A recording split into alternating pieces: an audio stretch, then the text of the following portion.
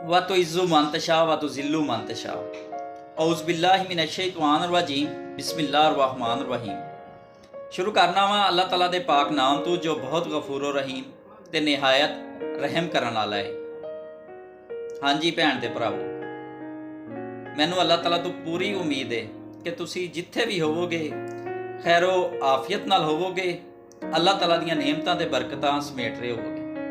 Video अगे वधण तो पहले सारे भैन ते भरावां कोल एक निक्की जी गुजारिश है कि यार यह चैनल नू सबसक्राइब कर दिओ ते नाल लगे घंटी दे बटन ते प्रेस कर दिओ ताकि इंज दियां वीडियो बर वक्त तुहाडे तक पहुँचदियां रहन।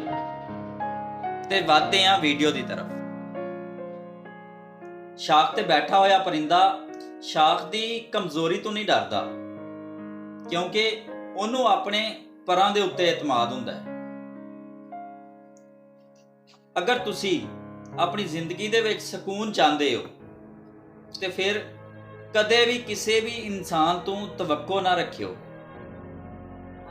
क्योंकि तवक्को दा प्याला हमेशा शुरू तो ही ठोकरां दी जद विच आंदा है। जिहड़ा इंसान किसी दूसरे इंसान तो तवक्को रखता है, उम्मीद रखता है, वो हमेशा तो ही ठुकरा दिता जाता है। खामोशी अख्तियार कर लिया जे, चुप रह लिया जे, मगर गिला कदे भी ना करया जे। इज्जत अगर ना मिले, तवज्जो अगर ना मिले तो किनारा कर लेना 1000 दर्जे बेहतर है। लेकिन वक़्त दी भीख ना मंगया जे, क्योंकि इज्जत और मुहब्बत के बगैर किसी भी रिश्ते का कोई वजूद नहीं हुंदा। अच्छा, मैं समझना सा कि जिंदगी की सब तो बदतरीन चीज़ सिर्फ और सिर्फ तन्हाई है, मगर इंज नहीं। जिंदगी की बदतरीन चीज़ ऐसे लोगों का तुहाडे नाल होना है जिहड़ा तुहानू तन्हाई महसूस करवाते हैं।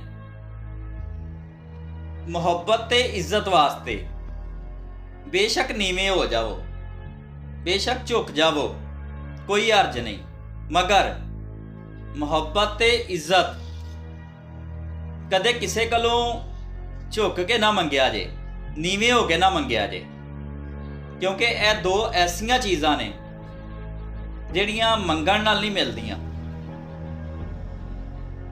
अच्छा जी, कामयाब लोग अपने होंठां दे उत्ते दो चीज़ां लाजमी रखते हैं, खामोशी ते मुस्कुराहट।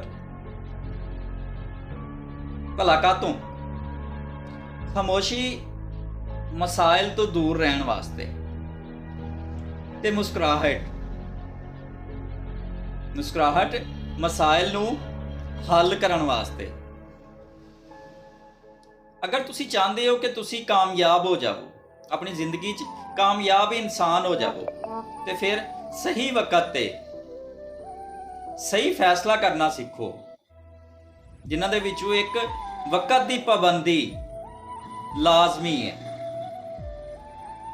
याद रखियो, अगर मेहनत करन नाल इंसान अमीर हो सकता तो मजदूर इस दुनिया का सब तो अमीर इंसान होना सी। सही फैसला करना सीखो।